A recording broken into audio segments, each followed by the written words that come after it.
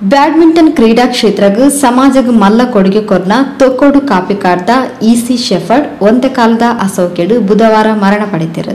ಶಿಸ್ತದ ಸಿಪಾಯಿ ಅಚ್ಚುಕಟ್ಟದ ಬದುಕಿಗೂ ಪುದರ್ ಪಡೆಯಿನ ಕ್ಲಾರೆನ್ಸ್ ಎಡ್ವರ್ಡ್ ಶೆಫರ್ಡ್ ಕ್ರೀಡಾಪಟುವಾದ ಅವೆಟ್ಲ ಬ್ಯಾಡ್ಮಿಂಟನ್ ಕ್ರೀಡಾಪಟುವಾದ ತರಬೇತುದಾರರಾದ ತನ್ನ ಸ್ವಂತ ಜಾಗೆಡು ಶೆಫರ್ಡ್ ಬ್ಯಾಡ್ಮಿಂಟನ್ ಕ್ರೀಡಾಂಗಣನು ಉಂಡು ಮಲ್ತಿನ ಕ್ರೀಡಾ ಪ್ರೇಮಿ.